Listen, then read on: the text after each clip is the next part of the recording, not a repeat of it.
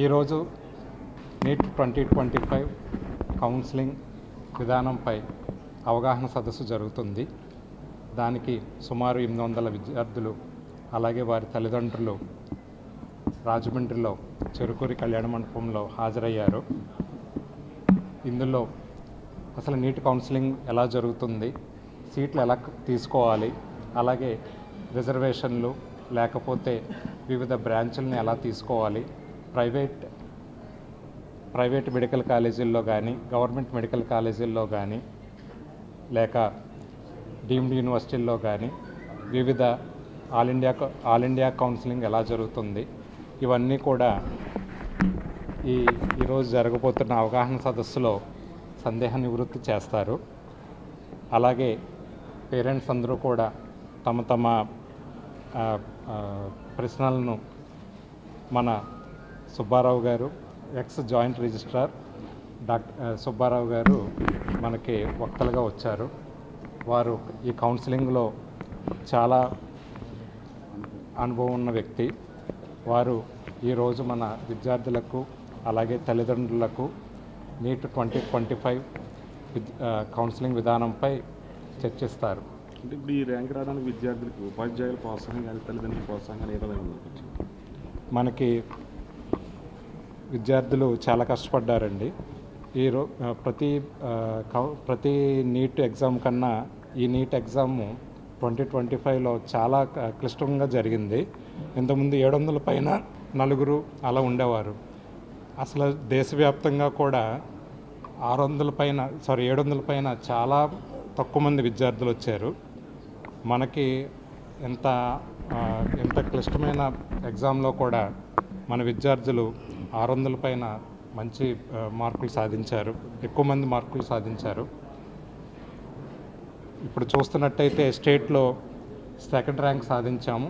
అలాగే ఆల్ ఇండియాలో 100లోపు 4 ర్యాంకులు సాధించాము. ఇదంతా కూడా గ్రామీణ విద్యా విధానంలో మా శశి వేలువెన్ను మా గ్రామంలోనే ఒక సింగిల్ క్యాంపస్ నుంచి సాధించాం.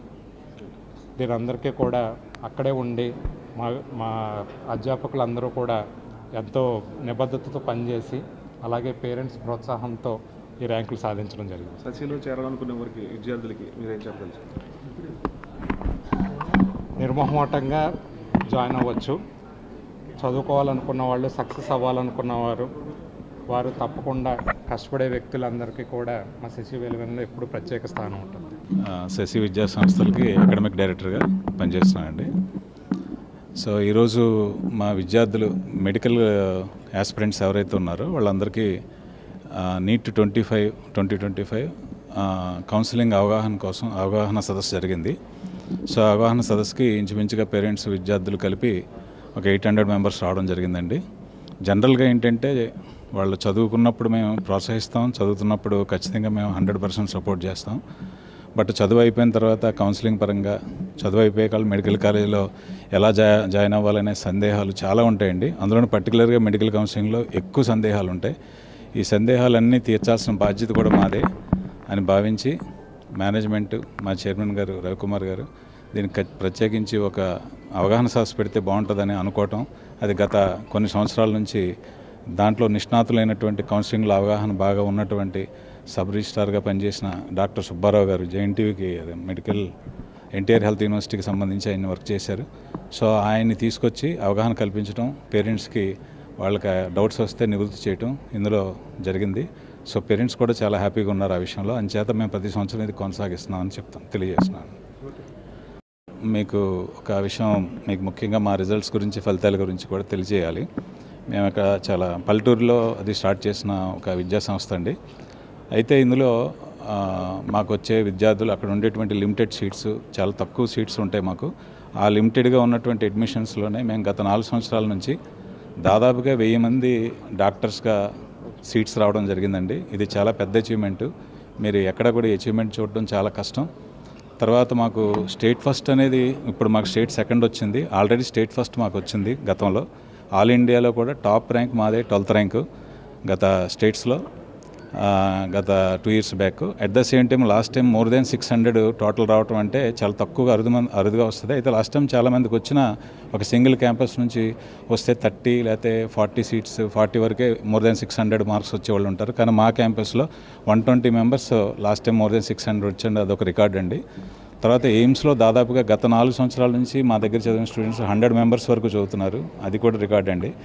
ఈ ఇయర్ అయితే మాకు స్టేట్ సెకండ్ వచ్చింది. చాలామందికి ఒక టాప్ ర్యాంక్ వస్తుంది తప్ప ఫాలోఅప్ ర్యాంకులు ఉండవండి.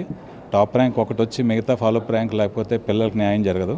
సో మా దగ్గర ఏమవుద్దంటే టాప్ ర్యాంక్తో పాటు మళ్ళీ 100లో 4 ర్యాంక్స్ రావటం. ఈ సంవత్సరం వీఆర్ ఎక్స్పెక్టింగ్ మోర్ దాన్ 260 260 మందికి పైగా మాకు మా కాలేజీ నుంచి మెడికల్ సీట్లు వచ్చే అవకాశం కనిపిస్తూ ఉంది. లాస్ట్ టైం కూడా 260+ వచ్చింది. దీనికి సహకరించిన పేరెంట్స్కి, విద్యార్థులకి అందరికీ మా సంస్థ తరపున హృదయపూర్వక కృతజ్ఞతలు తెలియజేస్తున్నాం. నీట్ 2025 జరిగిన తర్వాత మనకి ఎలిజిబిలిటీస్, ర్యాంక్స్ ఇవన్నీ కూడా నీట్ ఆల్ ఇండియా వాళ్ళు అనౌన్స్ చేశారు. ఆ చేసిన దాని ప్రకారం ఎలిజిబిలిటీ మనకి ఓపెన్ కేటగిరీకి వచ్చేటప్పటికి 144 మార్క్స్ అండి. అట్లాగే అదర్ కేటగిరీస్లో పిహెచ్సికి వచ్చేటప్పటికి 127, remaining SC, ST, other BC కేటగిరీస్కి వచ్చేటప్పటికి 113 అండి.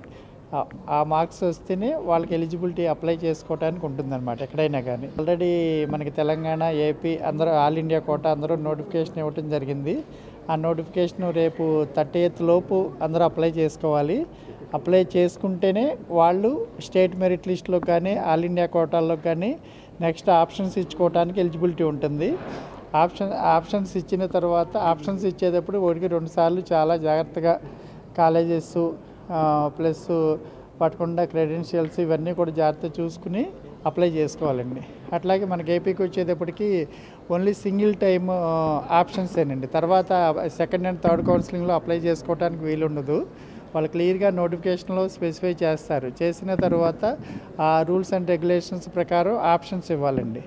ఆప్షన్స్ ఏదన్నా ఇవ్వటం మిస్ అయితే కనుక స్టూడెంట్స్ కూడా అందరూ నష్టపోతారు. As far as possible all the candidates can give the all the colleges and give the option for MBBS course, next BDS course అండి. ఆ 2 అయిపోయిన తర్వాత నెక్స్ట్ మనకి ఏంటంటే నీట్ నుంచి వచ్చేటప్పటికి ఆయుర్వేద, హోమియో, న్యాచురోపతి ఆ కోర్సెస్ కూడా ఉంటాయి. నెక్స్ట్ 1 by 1 నోటిఫికేషన్స్ ఇస్తూ ఉంటారు. ఆ ఆస్పెక్ట్లోకి వచ్చేటప్పటికి స్టూడెంట్స్ అందరూ కూడా టైం టు టైమ్ గైడ్లైన్స్ ఇవన్నీ కూడా చూసుకుంటూ ఉండాలి. ఏదైనా రూల్స్ చూసుకోకుండా ఇస్తే కనుక స్టూడెంట్స్ చాలా నష్టపోతారు. ఆ ఆస్పెక్ట్లోకి వచ్చేటప్పటికి స్టూడెంట్స్ అందరూ కూడా ప్రతి all India quota first counselling అయిన తర్వాత మాత్రమే స్టేట్ ఫస్ట్ కౌన్సిలింగ్ స్టార్ట్ అవుతాయి. ఆ తర్వాత ఆల్ ఇండియా సెకండ్ కౌన్సిలింగ్స్ అయిన తర్వాత స్టేట్స్ సెకండ్ కౌన్సిలింగ్ స్టార్ట్ అవుతూ ఉంటాయి.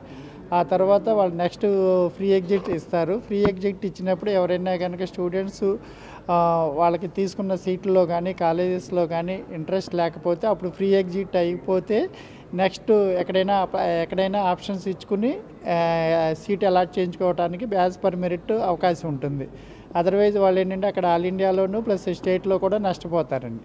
అందుకని స్టూడెంట్స్ అందరూ కూడా చాలా time to time all the rules observe చేస్తూ అన్ని కౌన్సిలింగ్లో కూడా పార్టిసిపేట్ చేయవలసిందిగా అందరికీ కూడా నా పర్సనల్ ఇన్ఫర్మేషన్ అండి. అది